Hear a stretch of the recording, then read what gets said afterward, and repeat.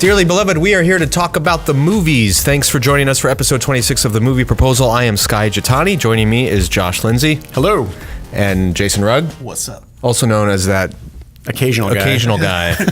The occasional guy. You're like the continental. The occasional guy. This podcast, we discuss movies, but we look at something old, something new, something borrowed, something blue. Josh, let's jump in. What's your something old? Okay, we're looking at a movie today, and there's something new with Kevin Spacey. So I was thinking of my favorite Kevin Spacey films, and one of them is L.A. Confidential. Oh, that's black and white, isn't it? No, it's film noir, but it's not black and white.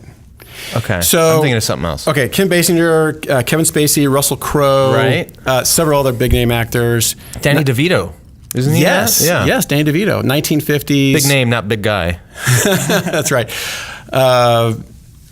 Crooked cops, sleazy Hollywood, detective mystery. Mm-hmm. This is one I enjoy watching every so many years because it's great acting. It's a great story. It's a murder mystery. I don't recall, what was Kevin Spacey's role in that? He was I think a Hollywood. Oh, he was kind of like this guy. It was kind of a go-between between I think Hollywood actors and maybe even the police. He had the in with a certain crowd, and so you wanted to know him to know certain people, I think. And then he found out too much, and then he gets whacked. I don't want to say, but you know. But that was the first time I saw Russell Crowe, and he's fantastic in it. Music's great. If you like a good detective murder mystery type thing, I highly recommend it. Okay, film noir. L.A. Confidential. What year was that? Do you remember? 1997. Okay, so it meets our criteria. It does. Of 20th century film. Okay, I'm going back a little earlier, 1982. All right. I have a reason why I'm selecting this. The Toy. Okay. You remember that movie? Oh, yeah. Tom Hanks? No. Oh! No. Richard Pryor. Richard Pryor. Right. Oh, yes. Richard Pryor. Directed by Richard Donner. Believe it or not. So The Toy is this. It's kind of a slightly controversial film because it's the story of a really, really, really, really rich white guy in Louisiana, played by Jackie Gleason. Oh yeah, whose snot-nosed, spoiled brat little kid buys a black man to be his toy. They buy him. Well, they hire him. Okay. But essentially, it's an interesting movie for multiple reasons. The reason it came to my mind this week, because of the movie we will talk about in something new, is it illustrates that people with money can get away with anything. Right. But the interesting part of the story, the movie, is not just that this rich little white kid essentially hires or buys Richard Pryor, a black man, to be his playmate, his toy, like to be his friend, but throughout the film it's laced with this social critique about racism. And is it doing it on purpose? Yeah, okay, it is. So it's fascinating. It's funny. It's Richard Pryor, but yeah, it's a weird movie and it's fascinating. And this is 1982. Like, this is not that far removed from. Right. I mean, it's still in the midst of a lot of systemic social racism. What was the lesson the boy learned?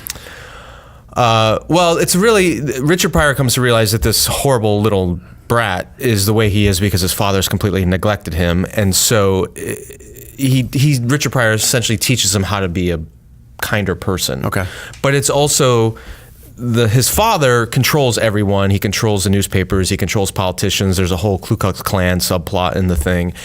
And it kind of sticks it to the man, like, you can't control us all forever. We're gonna get you. So it's meant to be a comedy, but with a social commentary.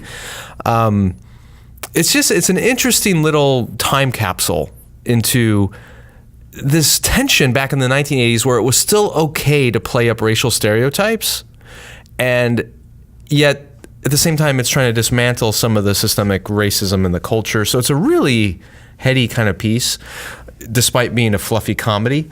But it captured my mind because it does highlight how people with money think they can get away with anything. And that's a theme that we'll bring up. Would you say it had a positive message in terms of racism and so forth? Yeah, I think it does, but it's laced in a comedy. It's funny. Yeah. And it's Richard Pryor.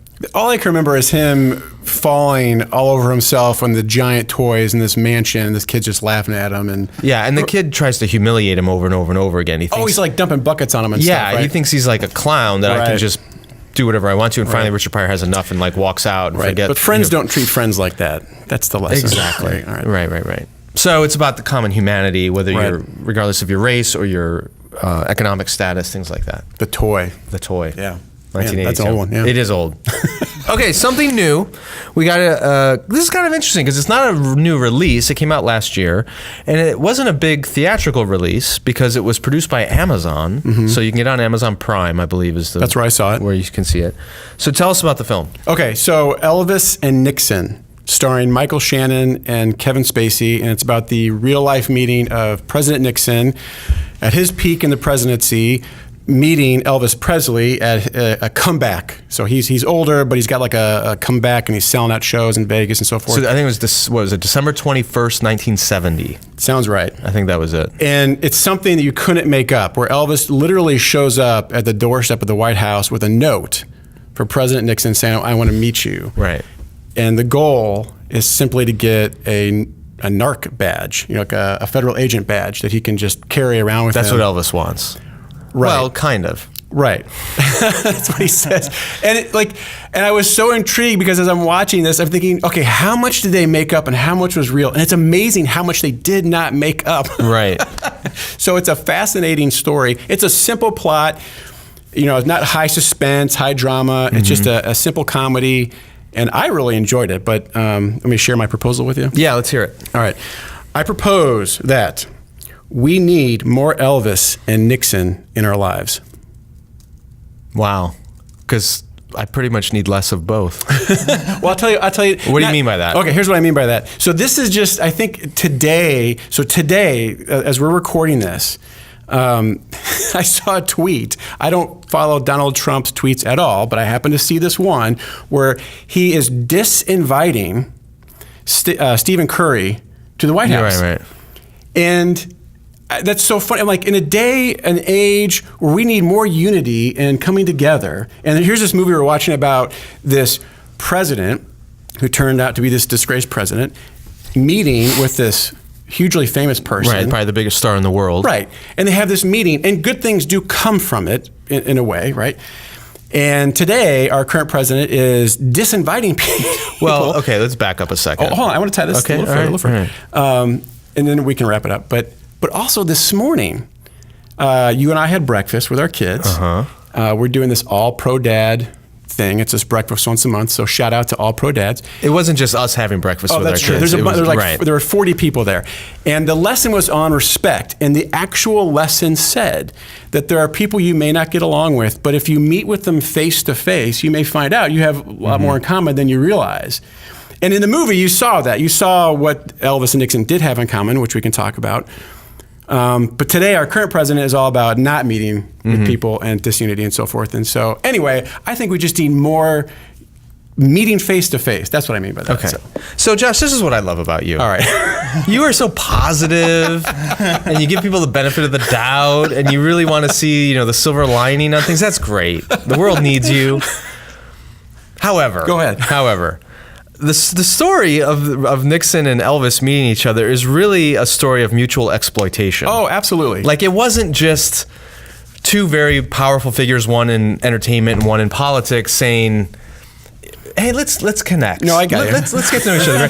They were both exploiting the other person. So Nixon wants to exploit Elvis's celebrity in order to boost his perception among the youth voters. Yes. Right? He wants to be seen as cool. Right. Elvis is trying to exploit Nixon to get a narcotics badge and become an undercover agent for the FBI. So they're not there because they respect one another. That is true. They're there because they want to get something from one another. That is true. I absolutely agree with that. And just on the Trump side for a little bit, like, he did withdraw the invitation to Steph Curry and the Warriors, but it was only after Steph Curry and the Warriors said they would refuse to go. So it was. Oh, I thought Steph Curry was on the fence, and so he withdrew it. No. Oh, okay. No. So, I mean, it's complicated. How can you disinvite someone when they refused you? Well, that's how you say face. All right. Right. So I didn't invite you anyway. It's one of those. He's a kindergartner. He's a child, which I'm terrified for when you consider he's got the button. Well, I didn't want you anyway. Exactly. I mean, really, people work way too hard trying to understand Donald Trump. They think he's some sort of like mastermind, and he's just a playground bully. Yeah. Anyway, I liked the movie too. I really did. And so my proposal is that Elvis and Nixon shows that celebrity is the ultimate power in our culture. That it's even more powerful than political power. All right. Like, and again, Trump is a sign of this. Like, his only reason for becoming president is because he was a celebrity. Right? He's the first person elected to the White House who was zero military or political background. True. Right? It's purely that he's a celebrity. Mm-hmm. So what's interesting in the Nixon-Elvis story is there's this great moment. Before Elvis is brought into the Oval Office, he sits down with one of Nixon's aides, and the aide is explaining all the protocols. Oh, right. About, you stand by the door, you don't approach the president, you don't sit down unless he tells you where to sit down. There'll be M&Ms on the table. Those are not for you. Those are only for the president. There'll be a Dr. Pepper on the table. That's not for you. It's only for the president. And then, so he gets the whole rundown, and Elvis walks into the Oval Office and totally disregards everything. And basically asserts his dominance deliberately.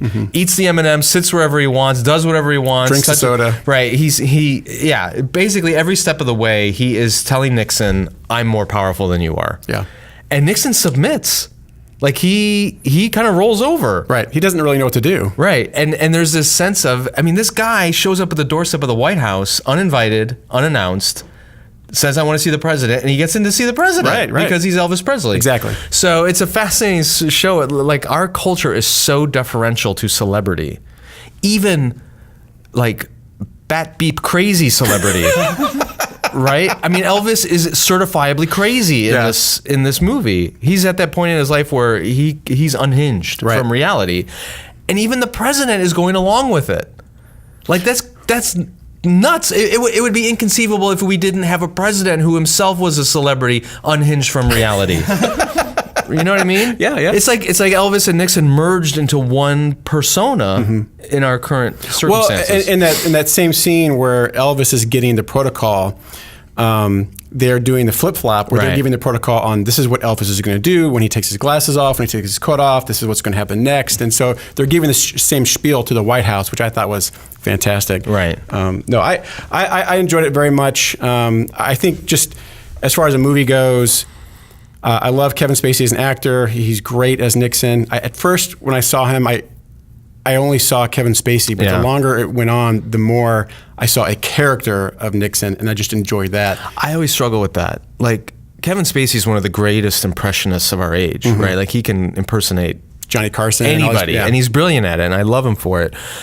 I always have a problem when a super well-known persona like a Nixon or an LBJ or a Ronald Reagan or whatever is played by an almost equally well-known actor. Like when Anthony Hopkins played Nixon. Remember that? I think it was in I don't remember what movie. What's his name's film? It was called Nixon. Wasn't it Nixon? I didn't see it. It was with was it Oliver Stone? It's Oliver Stone's movie. Yeah. Anyway, like, I just see Anthony Hopkins. I don't see Nixon. Right. And Kevin Spacey does a great Nixon, but I'm sorry. This was, for me, I never got beyond that. And Michael Shannon doesn't really look exactly like Elvis Presley. He's not nearly as good looking. No. But to me, it was like, these are two great actors, and it was like a play. Like, I enjoyed watching them. Right. And I could just buy them. Like, it's silly. The whole thing to me was just silly, but they were so good, and I just kind of like, all right, whatever, I'll buy into it, and then just went along for the ride. It was Nixon. Yeah. 95. They were both great in their roles. I was shocked that Michael Shannon was playing Elvis because he is a fantastic actor. He's General Zod. If you guys saw Man of Steel, and he's been in Boardwalk Empire. I believe yes, he was in that. And then there's another film, Midnight. Look up Michael Shannon if you would, because I brought this up a few podcasts ago. The Road to Perdition. Was he in that? I think he was in that. There's one where it's like Midnight Blue. Midnight Special. That was fantastic, and he starred in that one as well. So another plug for. He's going to be in The Shape of Water. I think he's the bad guy in Shape of Water. He's usually the bad guy. Just has that face. He does have that face. Anyway, so they're brilliant actors, no doubt. But for me, it was like you have this super insecure and ultimately corrupt president. Right. They're both insecure. They're deeply insecure people, but they completely control the people around them. Yes. Right. Their friends and their staff. So Elvis's friends, so-called friends, he controls them and walks all over them. Mm-hmm. But there's a quote lesson to be learned there. I have no idea if the real Elvis Presley learned that lesson or not. But in the movie, he learned he had a true friend anyway. And then Nixon, was made to feel, like special, because he was so insecure about his looks and all that kind of stuff. And after they kind of were, edging each other out and trying to, man up to each other, they finally hey, you're all right, and hey, you're all right too, and because they both got what they wanted from the other. Probably. There was this. But there was this interest. You could see, especially on the Nixon side, there was this maneuvering because he desperately wanted to get the autograph for his daughter, right. and he wanted the photograph so that he could release it eventually to the press and show that, hey, I'm cool, I'm with Elvis, and get that youth vote thing. Yeah. But anyway, it was fascinating. These two master manipulators who have managed to control their entire worlds now are facing off against one another. Right.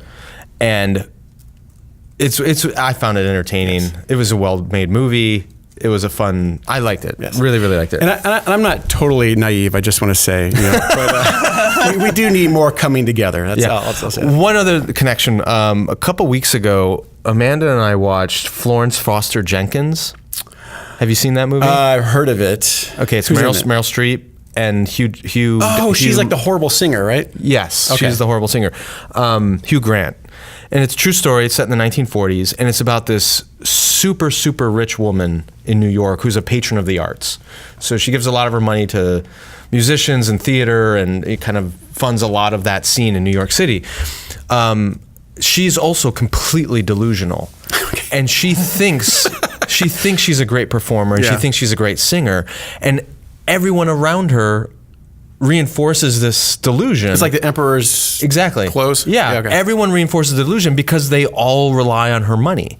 So it's a great movie too. It's a fun movie, but it's another one of those movies of how rich people get coddled and can live in this delusional reality and get whatever they want because of their money.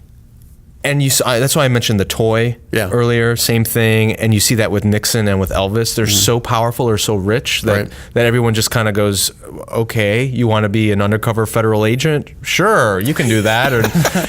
Or he carries two guns on a plane. He's arrested, and the way to get out of it is by offering a photograph with the sheriff's daughter. And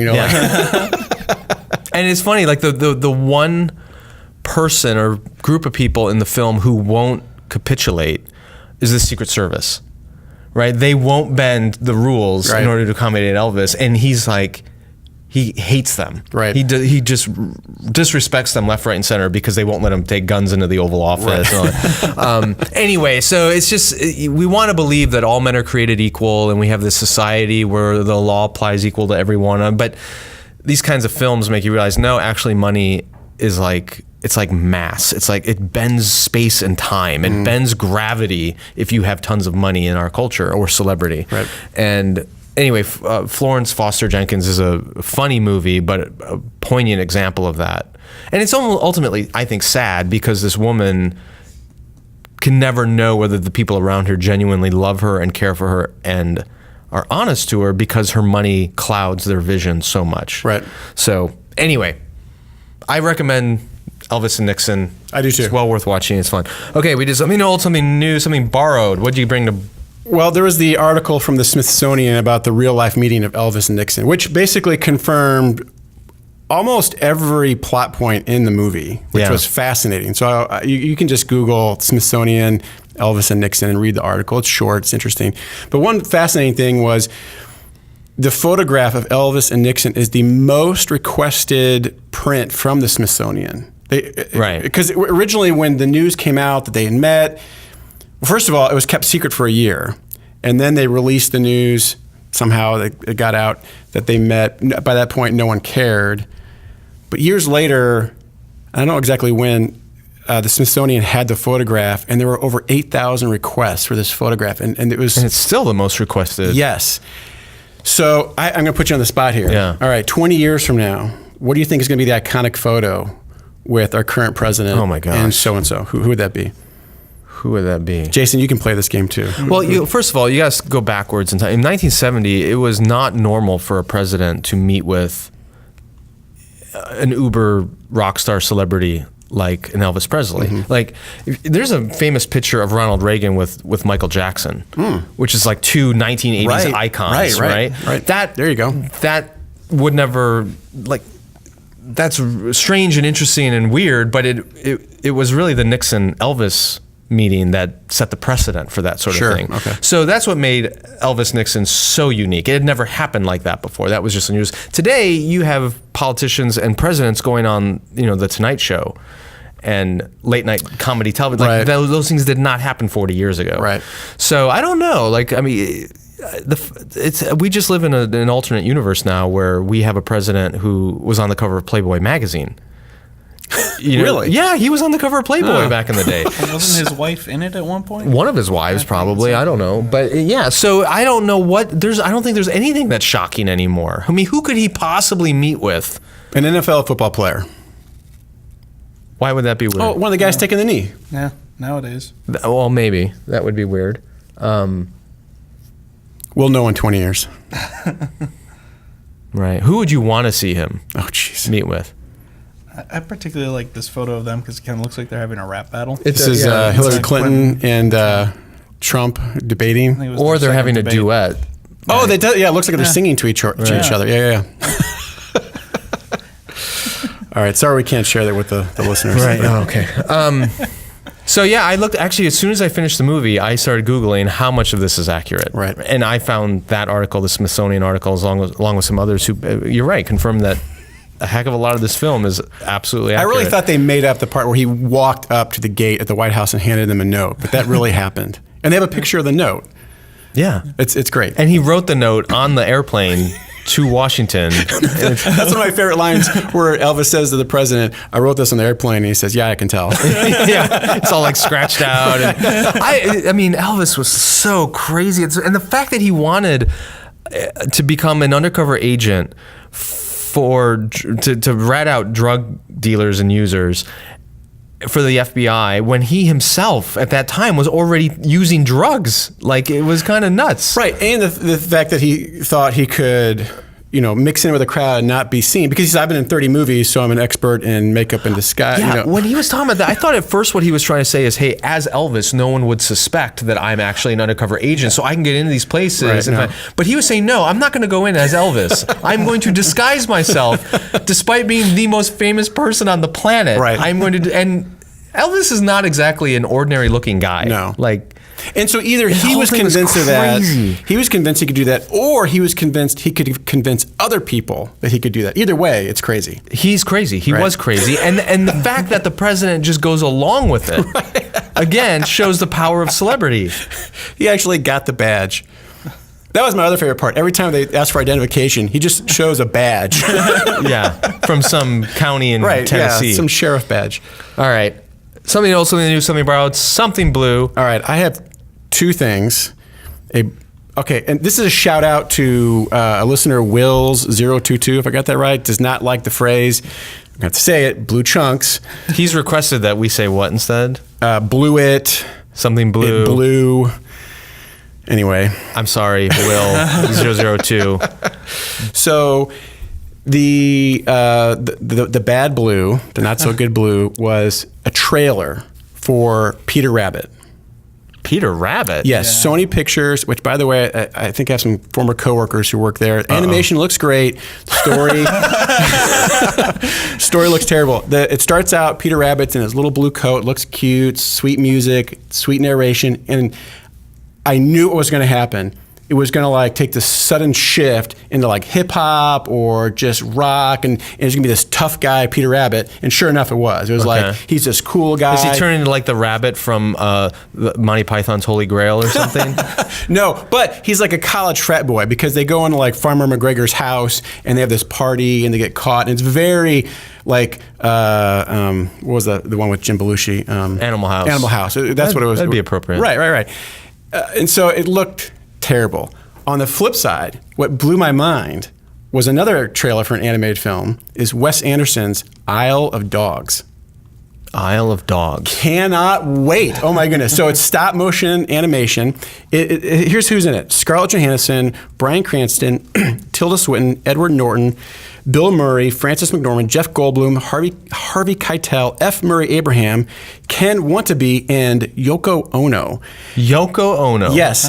And so Wes Anderson is famous for Royal Tenenbaums and Rushmore and different movies like that. So what's the story on this one? So I think it takes place in Japan, but like the garbage has gotten so bad. There's an island where they put the garbage there, and then the dogs got out of control. So they put these dogs on the island, and this boy loses his dog, so he's looking for his lost dog. And the characters that speak that you understand are the dogs, and so they're helping this boy find his dog, and it looks fantastic. It's so original. I've heard nothing about this. All right, check it out. So I'm not beholden to our listeners. I'm going to say something Blue Chunks. All right. I'm sorry, it did. I mentioned this already to you off the air. I've been traveling a lot, and on some of these flights, I've been able to watch some films. The film selection has been limited. Sure. But I decided to watch Kong. Skull Island. Yeah. Kong, whatever that title is. I think it's Kong, Skull Island. So Samuel L. Jackson is in this. Loki is in this. Loki. What's his name? The guy Tom Hiddleston. Tom Hiddleston. Yeah, John Goodman. I only know him as Loki and John C. Reilly. John C. Reilly was in it. John Goodman. It was a good cast. Captain. What's her name? Captain Marvel. Captain Marvel. Whatever. Brie Larson. Brie Larson. Cheese Larson. Brie Cheese Larson. And Tom Hiddleston, I only know as Taylor Swift's ex. So those like Loki and Taylor Swift X. That's right. Anyway, all-star cast.